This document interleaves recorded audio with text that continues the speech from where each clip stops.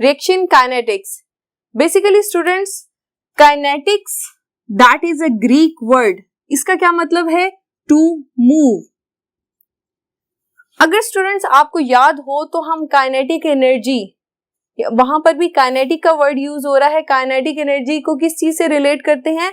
That is the energy due to the motion of molecules. ठीक है, उनकी movement की वजह से जो एनर्जी होती है दैट इज काइनेटिक एनर्जी। तो यहाँ पर बात हो रही है रिएक्शन काइनेटिक्स की।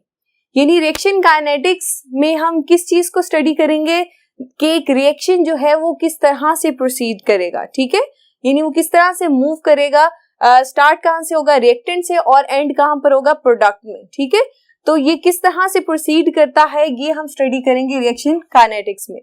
तो स्टूडेंट्स बेसिकली इसके अंदर हमने रिएक्शन की कंप्लीशन देखनी है।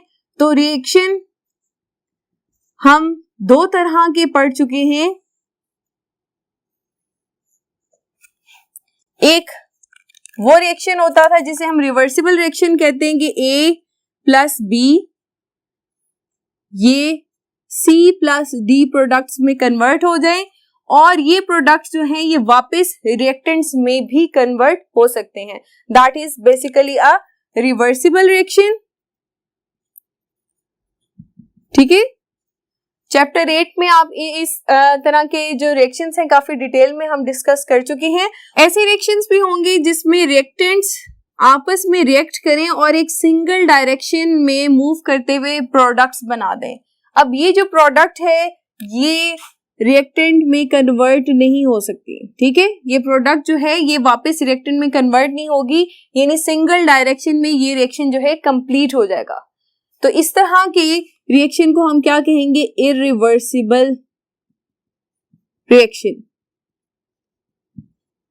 स्टूडेंट्स, इरिवर्सिबल रिएक्शंस जो होते हैं वो उनकी जो स्पीड होती है वो बहुत ज्यादा फास्ट भी हो सकती है और बहुत ज्यादा स्लो भी हो सकती है। अगर हम बहुत ज्यादा फास्ट रिएक्शंस की बात करें तो बड़ी अच्छी सी एग्जांपल है। आप देखेंगे अगर हम सोडियम क्लोराइड का एक सोल्यूशन लेते हैं और उसके अंदर हम सिल्वर नाइट्रेट का सोल्यूशन ऐड करेंगे तो आप देखें दोनों केमिकल्स जैसे कांटेक्ट में आते फौरन से प्रेसिपिटेट्स आपके सामने आपको बनते हुए नजर आ रहे हैं। ये प्रेसिपिटेट किसके हैं? ये सिल्वर क्लोराइड के प्रेसिपिटेट्स हैं। यानी विद इन आप कह लें कि सेकंड्स के अंदर ये रिएक्शन हुआ है, बिल्कुल टाइम नहीं लगा। जैसे ही दो केमिकल्स कांटेक्ट में आए हैं तो फौरन से हमारे पास व्हाइट कलर के प्रेसिपिटेट्स अपीयर हुए हैं, that is of silver chloride. तो फास्ट रिएक्शंस में अगर मैं लिखूं, क्या एग्जांपल अभी हमने देखी? Silver nitrate and sodium chloride, ये एक्वस फॉर्म में थे और प्रोडक्ट में हमारे पास क्या आया? सिल्वर क्लोराइड सॉलिड फॉर्म में, इसके व्हाइट प्रेसिपिटेट्स थे, और सोडियम नाइट्रेट ये सॉल्यूशन फॉर्म में ही होगा। ठीक है, तो ये रिएक्शन था जो कि बहुत ज्यादा फास्ट था। अब स्टूडेंट्स हम इस तरह की भी रिएक्शंस होते हैं जिनकी स्पीड इतनी ज्यादा नहीं होती, यानी वो आप कह लेंगे कुछ टाइम कंज्यूम करते हैं ताकि प्रोडक्ट्स बन सकें। तो इस तरह की रिएक्शंस को हम क्या कहेंगे? मॉडरेट रेट होगा इनका, मॉडरेट स्पीड में होंगे। इसके अंदर एग्जांपल हमारे पास आती है एस्टर की हाइड्रोलिसिस। ठीक है, एस्टर क्या होता है स्टूडेंट्स? ऐसा कंपाउंड होता है जिसके अंदर कार्बोनिल ग्रुप हो और ये OR ग्रुप। ठीक है, इस तरह ये फंक्शनल ग्रुप जिस भी कंपाउंड में होगा उसे हम क्या कहते हैं? एस्टर कहते हैं। ठीक है, अगर यहां पर R क्या होता है कि कोई भी कार्बन का ग्रुप हो सकता है।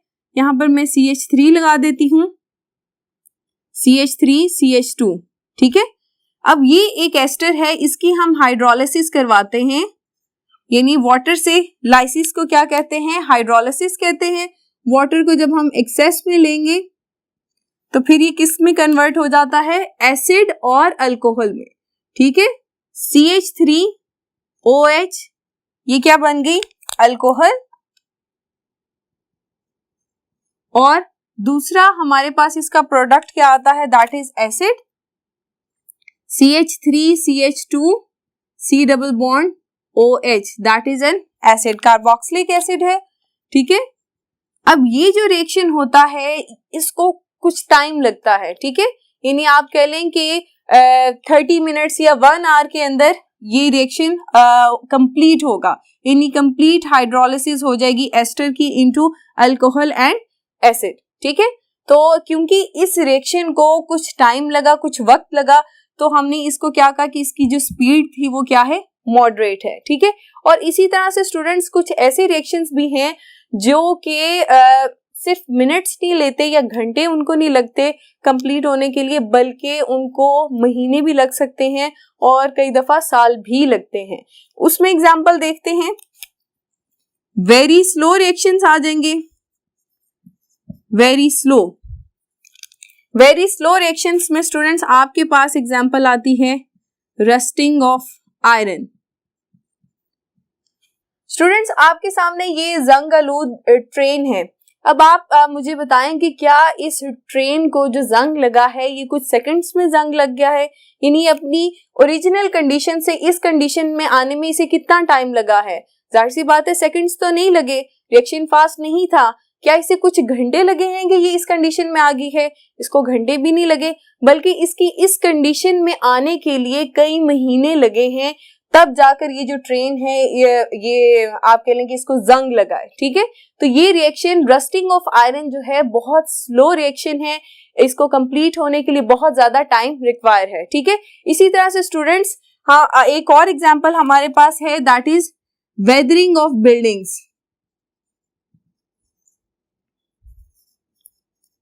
बिल्डिंग्स। ठीक है, जिस पे स्टोन वर्क हुआ होता है और वो एसिड रेन की वजह से आप देख सकते हैं कि जो बिल्डिंग्स के ऊपर जो स्टोन वर्क होता है वो एसिड रेन की वजह से खराब हो जाता है। अब ये भी टाइम टेकिंग है, ऐसा नहीं है कि फर्स्ट टाइम एसिड रेन हुई तो बिल्डिंग की कंडीशन ही बदल गई, इसको भी साल लगते हैं और उसके बाद जाकर जो है एक बिल्डिंग की कंडीशन खराब होती है। तो ये भी वेरी स्लो प्रोसेस है। तो स्टूडेंट्स इस तरह से हमने देखा कि डिफरेंट स्पीड के साथ रिएक्शंस प्रोसीड करते हैं।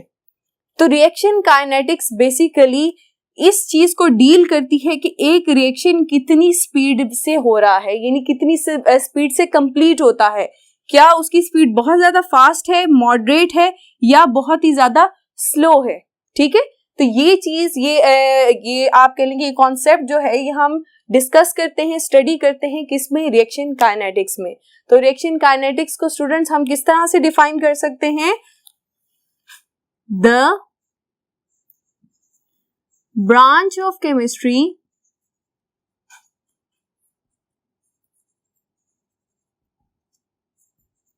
which deals with the rate of chemical reaction। Rate of chemical reaction का क्या मतलब है कि speed of a chemical reaction, किस स्पीड से वो प्रोसीड कर रहा है या किस स्पीड से वो कंप्लीट हो रहा है। ठीक है,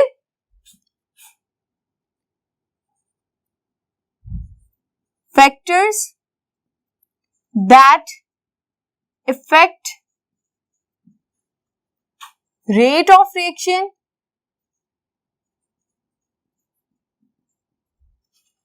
and the mechanism of reaction is called reaction kinetics।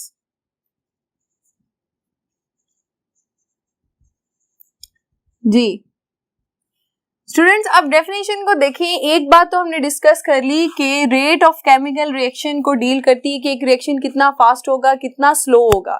ठीक है, इस चीज को हम रिएक्शन काइनेटिक्स में डिस्कस करते हैं। साथ वो एक और चीज आपको बता रहे हैं, factors that affect the rate of reaction, यानी कि वो कौन से फैक्टर्स हैं जिसकी वजह से रिएक्शन की स्पीड जो है वो इफेक्ट हो सकती है। डिफरेंट फैक्टर्स हो सकते हैं, जैसे कि टेम्परेचर है, टेम्परेचर कई दफा बढ़ा देने से रिएक्शन की स्पीड जो है वो बढ़ जाती है।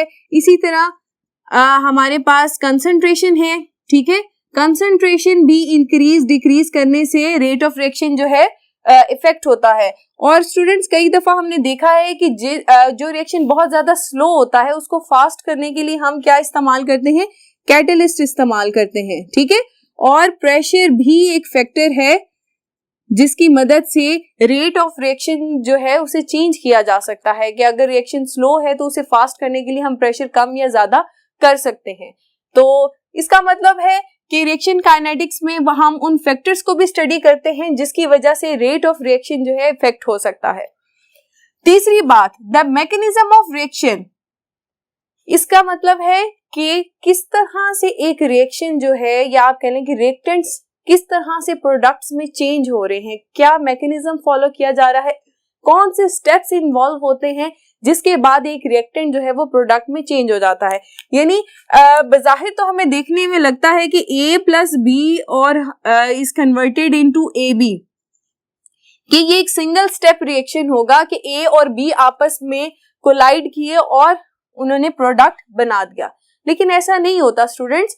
रियलिटी में क्या होता है कि जब एक केमिकल रिएक्शन, जब एक रिएक्टेंट रिएक्ट करता है तो उसकी इस रिएक्शन के दौरान कुछ इंटरमीडिएट प्रोडक्ट भी बनते हैं जिसके बाद फर्दर वो दूसरे रिएक्टेंट के साथ रिएक्ट करता है और फाइनल प्रोडक्ट आते हैं। किस तरह से, अगर मैं आपसे कहूं कि ए जो रिएक्टेंट है ये पहले कन्वर्ट होगा अपनी आयनिक स्टेट में, यानी ये इंटरमीडिएट प्रोडक्ट है। अब ये जो आयनिक स्टेट है ये फर्दर सेकंड रिएक्टेंट बी के साथ रिएक्ट करेगी और फिर बनाएगी प्रोडक्ट। तो ये क्या हुआ, इस रिएक्शन का मैकेनिज्म हुआ कि ये एक स्टेप में रिएक्शन नहीं हो रहा, ये 2 स्टेप में रिएक्शन हो रहा है। और स्टूडेंट्स ये बात भी इंपॉर्टेंट है कि ये जो 2 स्टेप्स हैं इनके अंदर एक जो स्टेप होता है उसको ज्यादा टाइम लगता है।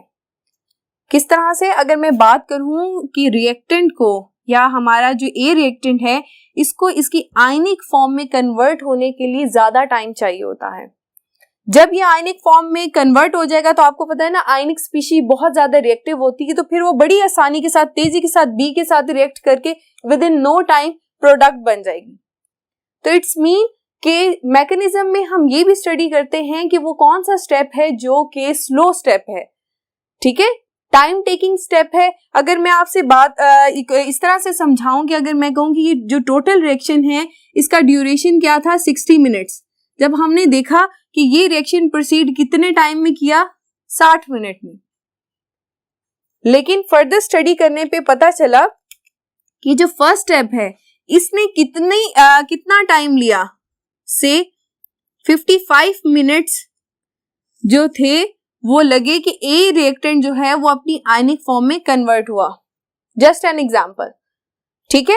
तो बाकी जो सेकंड स्टेप था उसको कंप्लीट होने के लिए सिर्फ और सिर्फ 5 मिनट लगे। यानी पहला step that was a slow step and second step that is very fast. Within no time जो है हमारा लास्ट स्टेप कंप्लीट हो गया। तो ऐसा स्टेप जो स्लो हो, जो ज्यादा टाइम टेकिंग हो, जिसकी मदद से हम ये बता सकें कि एक रिएक्शन का रेट क्या होगा, कि उसकी स्पीड क्या होगी, ऐसे स्टेप को हम क्या कहते हैं, that is the rate determining step.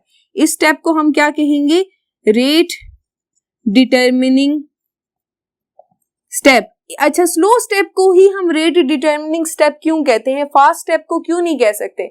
उसकी वजह यह है कि रेट का मतलब है कि स्पीड, ठीक है, यानी ऐसा स्टेप जो आपको रिएक्शन की स्पीड का अंदाजा करा दे कि ये रिएक्शन कितनी देर में कंप्लीट हो जाएगा। तो स्लोएस्ट स्टेप को हम इसलिए कंसिडर करते हैं क्योंकि मोस्ट टाइम किस पे स्पेंड होता है, इस स्टेप पे। तो प्लस माइनस देखिए 5 मिनट्स हैं जो कि सेकंड स्टेप में लगे हैं। यानी आपको अगर इस स्टेप की टाइमिंग्स का अंदाजा हो जाए तो आप प्लस माइनस अंदाजे से बता सकते हैं कि ओवरऑल रिएक्शन कितने मिनट में हो सकता है। तो अंदाजा लगाया जा सकता है क्योंकि जो फास्ट स्टेप है वो बहुत ही ज्यादा तेजी के साथ होगा। अगर स्टूडेंट्स हम फास्ट स्टेप को रेट डिटरमिनिंग स्टेप कंसीडर करते तो फिर क्या होता, फास्ट स्टेप तो कितने मिनट में हो रहा है, 5 मिनट में हो रहा है। तो क्या आप इस स्टेप से अंदाजा लगा सकते हैं कि ये पूरा रिएक्शन कितने मिनट में होगा? आप अंदाजा नहीं लगा सकते।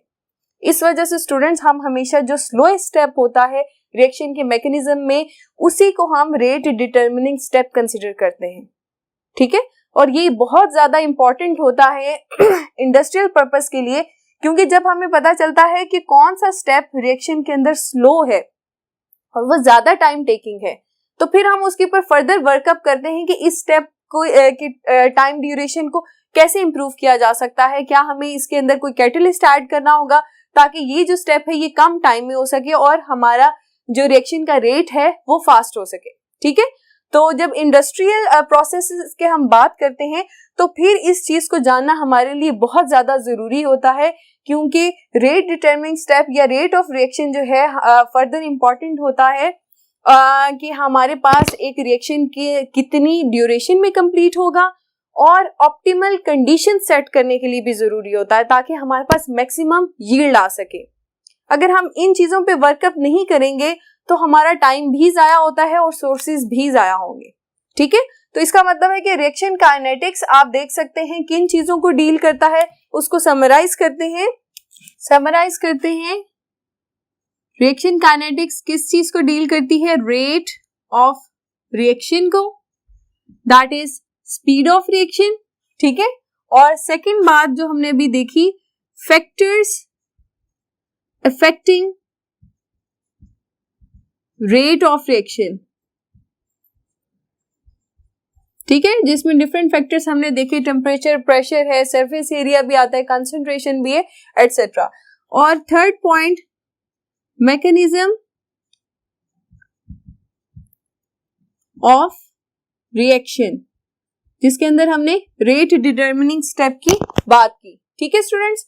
तो ये तीन चीजें थी जो कि रिएक्शन काइनेटिक्स में हम स्टडी करते हैं, ठीक है स्टूडेंट्स। अब नेक्स्ट लेक्चर में हम बेसिकली डिटेल में डिस्कस करेंगे अबाउट रेट ऑफ रिएक्शन, ठीक है। रेट ऑफ रिएक्शन क्या है, इसको किस तरह से डिटरमिन करते हैं, और फर्दर स्टूडेंट्स इस चैप्टर में हम रेट ऑफ रिएक्शन के अलावा रेट लॉ को भी डिस्कस करेंगे और इसी तरह से हम देखेंगे कि ऑर्डर ऑफ रिएक्शन क्या होता है, हाफ लाइफ डिस्कस करेंगे और कैटालिसिस भी डिस्कस करेंगे, ठीक है। That was all about reaction kinetics. तो स्टूडेंट्स आज का लेक्चर हम यहाँ पर खत्म करते हैं। आज के लेक्चर में हमने बेसिक चीजें देखी कि रिएक्शन काइनेटिक्स में हम किन चीजों को डिस्कस करेंगे। अपना बहुत सा ख्याल रखिए। अल्लाह हाफिज।